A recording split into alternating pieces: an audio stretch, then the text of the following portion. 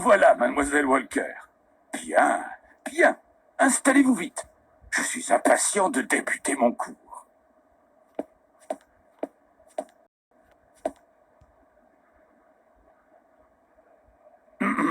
Jeunes gens, un élément nouveau, encore inimaginable, voici quelques heures, m'a enfin permis de compléter mon cours sur le mystérieux peuple Yukol. Lumière, s'il vous plaît. Les Yukol sont un peuple méconnu du Grand Nord.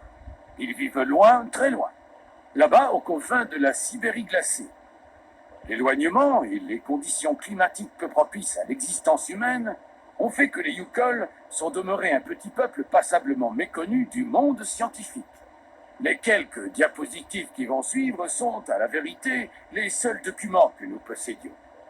Et ces dessins et ces photographies ont été réalisés voici une centaine d'années par un explorateur russe à qui aujourd'hui l'on doit une grande part de ce que l'on sait du peuple Yukol et de sa culture.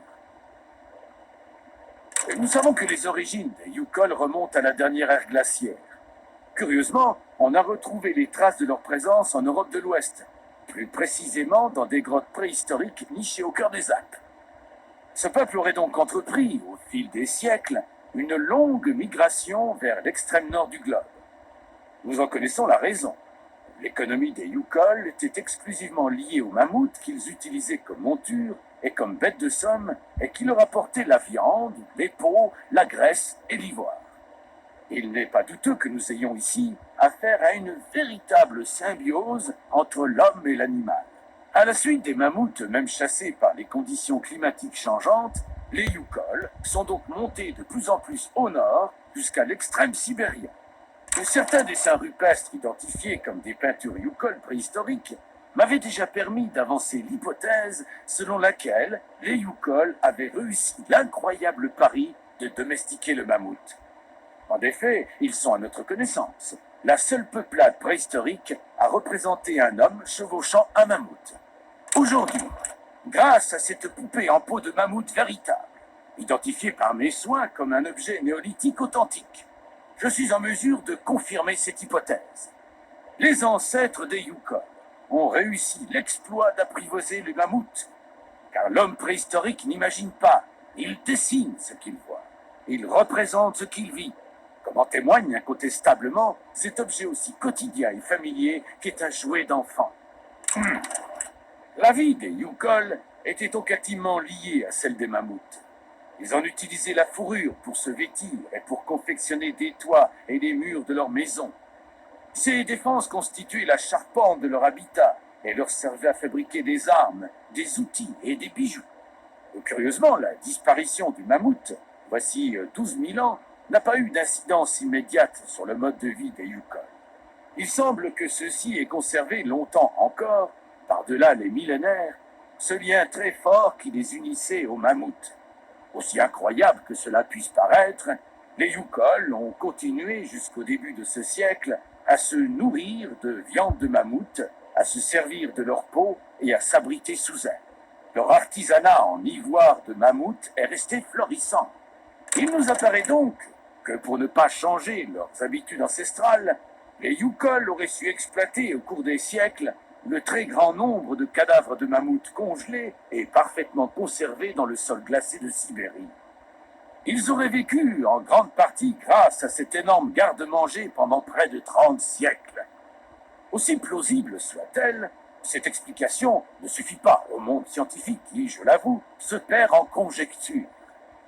Faute d'éléments scientifiques acceptables, il faut pour l'instant nous contenter de toutes les fariboles colportées par les chamans Yukol.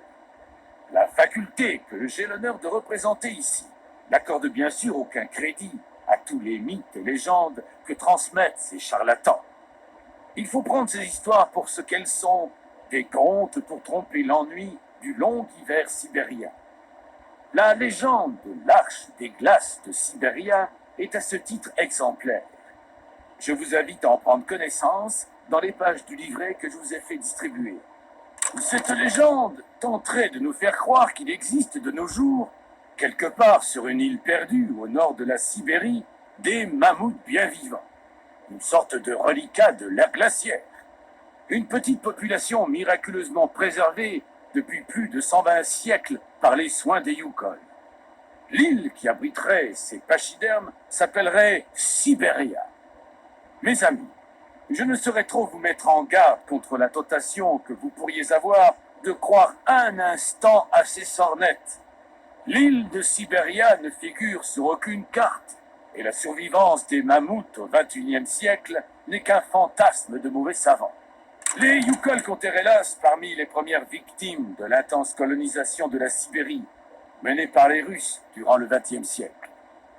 Le système des kolkhozes et des sovkhozes, ainsi que la longue chaîne d'exploitation, de mépris et d'humiliation, marque une rupture définitive dans le mode de vie traditionnel des Yukon. Depuis l'effondrement de l'Empire communiste, la population Yukon se trouve confrontée aux mêmes problématiques de désorganisation politique et sociale que connaissent les autres communautés sibériennes. Il en résulte deux conséquences. Certains Yukon, en mal d'identité, se sont définitivement éloignés de leurs traditions et se sont fondus irrémédiablement dans la population russe. D'autres, au contraire, ont ardemment désiré renouer avec leur culture ancestrale perdue sous le régime soviétique. En ce début du XXIe siècle, les derniers véritables Yukon sont repartis vivre sur les vastes territoires de leurs ancêtres. Nul ne sait aujourd'hui où ils demeurent exactement et quels sont leurs moyens de subsistance. Leur existence même serait sujette à caution s'ils ne visitaient de temps à autre les comptoirs de fourrure les plus isolés de la toundra pour y troquer quelques défenses de mammouth contre des produits de première nécessité. Voilà qui conclut mon cours d'aujourd'hui. Je vous remercie de votre attention. Mademoiselle Walker, vous pourrez récupérer votre poupée mammouth à mon laboratoire. Vous y trouverez également les polycopiés de mon cours si vous en avez besoin.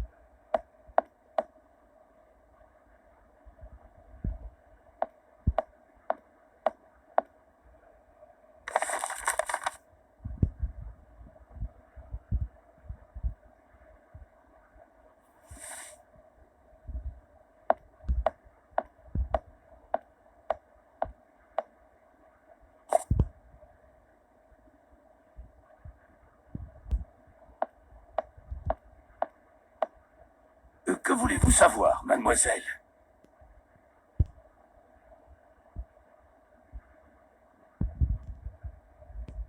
Je vais vous laisser. J'espère que je ne vous ai pas trop dérangé. Pardon? Mais pas du tout, voyons.